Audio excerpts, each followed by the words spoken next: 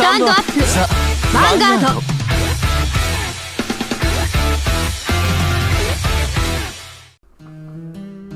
ド。Alright, hey there guys, Noah here, and welcome back to another discussion video.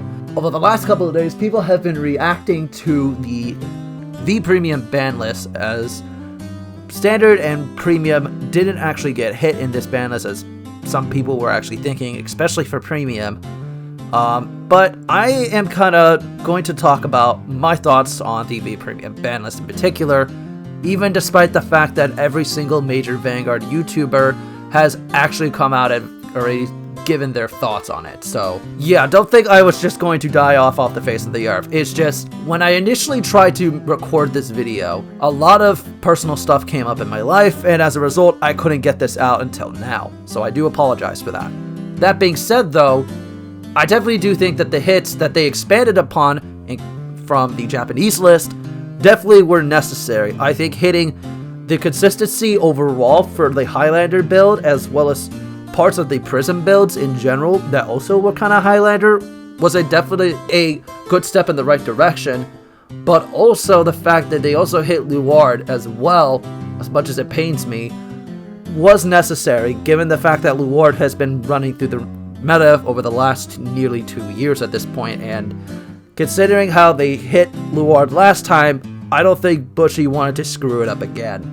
But in all seriousness, I think the hits to Luard were also very good in general. So yeah, it's really as to be expected. Honestly, I was expecting even more than just that. But really, it does suck, especially for those people who actually play PBD. You know, it took so many hits until to a point where Luard finally feels manageable, you know, to actually face off against it, and without completely hurting it.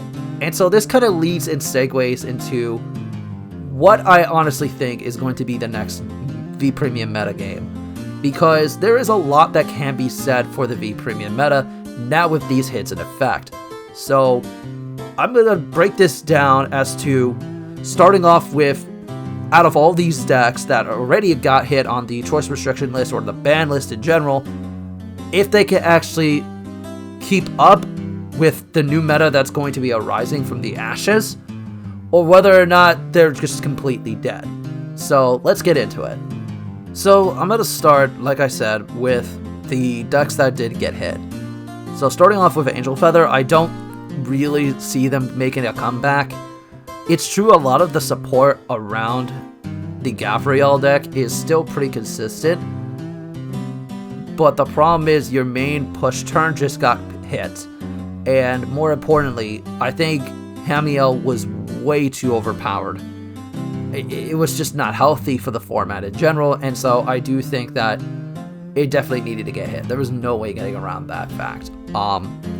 So then, where do we go from here? Because there's a lot that can't be said. Because optionally, you could go the Malk Melik kind of route and generate a lot of protect markers in general to be as beefy as you realistically want to before really committing your resources. Alternatively, you could still do the Gavriel play, but also incorporate Serakiel in, and then try to accelerate your grade 3 count in the soul by following that up with a Hospital Palace turn, which is a little, I admit, you know, I saw someone try it, and I gotta say, I wasn't really impressed with it. So I don't know, Angel's in a tight spot no matter which way you look at it.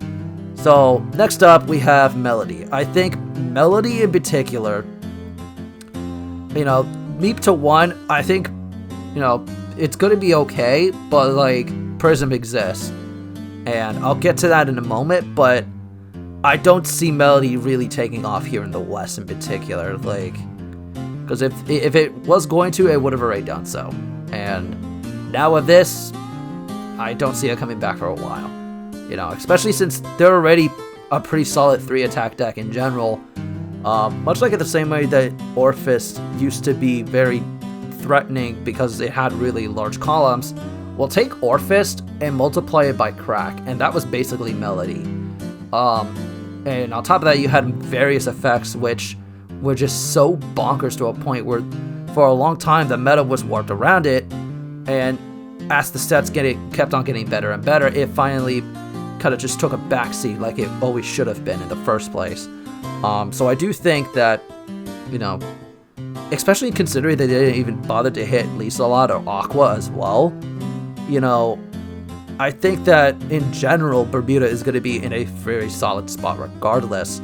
So now with the Melody side out the way, let me quickly talk about Prism, because to be honest, much like in the same way as Vanguard Insider was talking about it briefly, I don't think that it was nearly enough to justify, you know, saying, okay, Prism is going to be good, but it's not going to be that busted.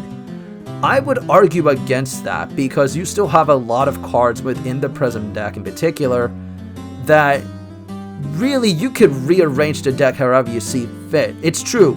Now you have to pick between consistent surging off the Qtiri, the beefy shield that is Ellie, or the consistent searcher in particular with Rosa that's Prism specific.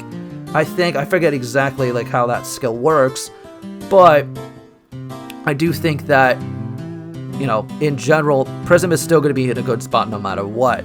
Especially, again, Lisa-Lot and Aqua in particular.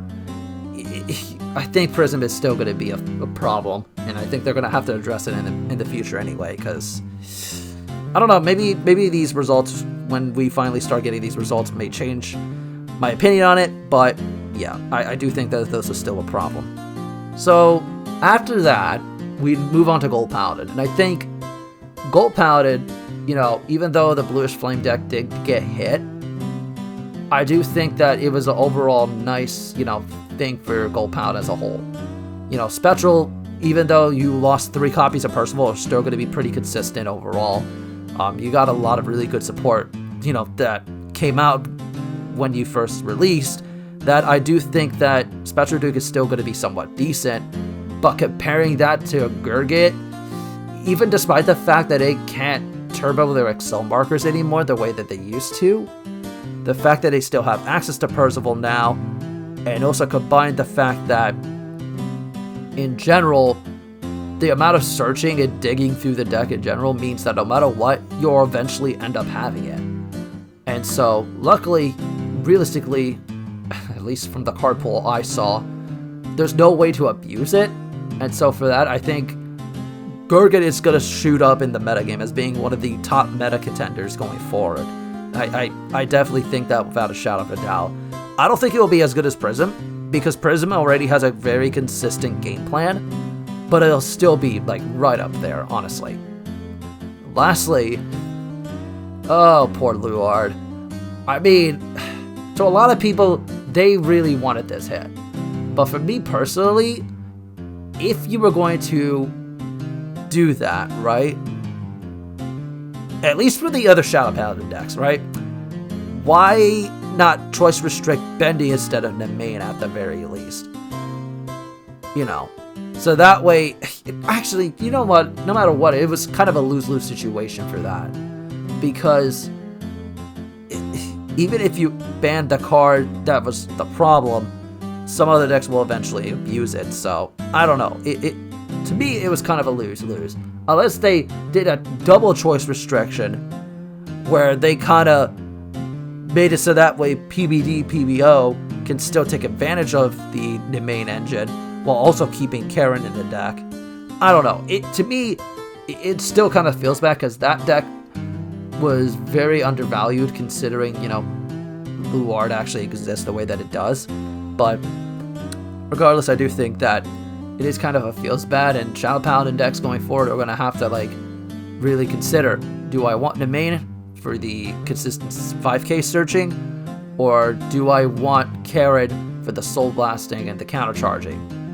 You know, obviously both of those don't no longer apply for Luard in particular, but I'm speaking for all the other Shadow Paladin decks like Claret's Sword and, you know, I don't know what variant of Revenger nowadays would actually do that kind of thing, but still, you get my point. Like, it, much like the same way that Bluish Flames got hurt because they decided to, you know, overall hit a certain card to help the clan out overall, I definitely do think that because of Luard, the way that it exists, this was necessary, and unfortunately the other decks that definitely needed these cards to actually function, I'm sorry, it was going for a good cause. So after everything's all said and done, what happens next? What happens to the meta after the fact? To be honest, I could see a bunch of these decks that were suppressed by the constant meta changes between set 10 and set 12 in V, and then further sets like the Prisms and all the other crap that came out after that, can actually start to actually mean something. I see Night Rose coming back. I see Messiah. I could see Aquaforce to a lesser extent, especially now that they got Pursuit Assault. A lot of these decks that did not have, nearly a good enough of representation, in just the local scene in general, or even just from initial playtesting, because this was around the time when, world events were really being a problem, to a point where now decks like Chronojet can finally make an impact. And I definitely, to be honest, I'm kind of trying to figure out my place as in terms of what decks I'm going to try out. I'm testing out quite a few variants of Luard right now, and so far there's a few things that seem consistent, but it's definitely something I have to work on. But if not, at least Chronojet is a backup. And to be honest, I think Chronojet now has a fair shot against Luard in particular. Because when you sit there and you consider it, true, they don't get 3 force markers, but they make up the 3 force, not having 3 force markers a turn, by having Sentinel Restrict, which is noteworthy. That on top of having the Colossus, which also allows you to go for even further Guard Restrict, and a way to easily get the cards out in general thanks to stuff like Time Leaper. I definitely do think that Chronojet is going to start creeping back up on the metagame, simply due to the very nature of it being, well, let's just say for the sake of argument, very, very chaotic. But out of all of these set 12 decks that didn't get hit over the course of this, entire debacle, why didn't Astro Poets get hit? Because, quite honestly, I think that is going to be one of the new meta threats in the format. They can easily go 12 crit without committing, an additional perfect guards into their deck, because they have the Great 3 that sits there and goes, oh, I can act as a perfect guard on my own. Also, when I place on the Rear Guard, or even Vanguard, I search for Valkyrian directly and give you a force marker to work with. Like, that card in alone, I feel like, broke the deck outright. And I said this from way back in 2019 with, my people who I playtest with. I sat there and said, if they have multiple ways to consistently get the win conditions off in the form of Valkyrian, the deck will become one of the best decks in the format, bar none. And I was mostly talking about premium in particular for that, but the more and more I sit there and I realize it, the more I realize, fuck, this deck is actually going to be a problem going forward, because, at that point, what do you hit? Do you hit the Esanias Dragon so that way they can't just sit there and go, I'm going to search for Valkyrian directly and force them to run the Pulverized Bear? Or, you know what I mean? It's rough, because Valkyrian is a deck that is way too consistent overall. And I definitely do think that they may emergency hit it at some point, should it actually have a lot of representation. There's plenty of other decks I can go on and ramble about, but I think the point is across, where it is literally a Wild West at this point. Anything goes, and quite honestly, I'm looking forward to seeing how the meta progresses, especially considering that, true, you may have some person who's playing Prism, but not every single person is going to be playing Prism in that tournament, especially since Springfest is a team tournament of, people of, teams of 3. So it's going to be very varied. And I think overall, while I do wish that Premium did get hit, I also understand why it didn't get hit. Mostly because they were trying to wait to see what happens, with actual real person results before they go ahead and hit everything. Because keep in mind, Nightmare Dolls may have, been a problem with BRO, But because that was a singles event, they can't actively sit there and say, okay, this card is making this clan an outlier in the overall clan representation at that point. And so as a result, I do think they're going to be waiting until Springfest results start rolling in before, if or when, they inevitably do a emergency ban list to address those issues. So I do think, you know, would I like to see over triggers get hit? Yes. Do I wish that the Nightmare Doll Alice combo was gone? Yes, most definitely, because it would have made the format more healthy. But I do think that Bushiroad will start to see this and realize, okay, maybe we should have hit this before the Springfest season, so that way it's a fresh format somewhat. You know, not to say that premium outside of the problem child such as Nightmare Doll and potentially Stunverse, you know, are outliers at that point. But it is definitely interesting to see that every single format right now, with the addition of these new V ban lists, seems somewhat balanced for the most part. Some more than others. Like, obviously you're gonna have, you know, the best decks of the format for each particular format, but at the same time, everything else is like a close second for the most part, unless it's premium, which I do think, again, they should have addressed, but it's not that big of a deal currently. So I definitely do think that this was a really good ban list, and I think this is the first time since Overdress was introduced that in some way, shape, and form, every single format feels balanced for the most part. Yeah, again, like I stated before, premium could be a problem, but especially for a team format, I think this is going to be the first time in what's probably going to feel like years where the formats and the overall results of these formats, you know, the changes that were made, are going to be extremely varied.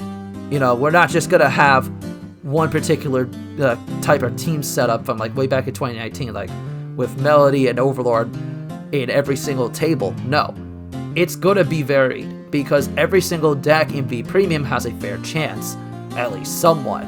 Every single deck in Overdress right now feels like it has a shot. I know I haven't been talking about Overdress much, considering that I initially said I was going to be making some standard content, but right now, given what's out there, a lot of decks seem like they can actually stand toe-to-toe against the obvious stuff that is actually very good. And it's right next to it, honestly. It's not even like, you know, tier 1 and then you have all the other decks that are like tier 3. No, it's a very close, like, I would say 1.5. And so, I like, while I won't be participating in an Overdress tournament for this particular Springfest, I do look forward to see what kind of results we get from it. And that includes for all three formats, because I definitely think I've gone on quite a while discussing everything.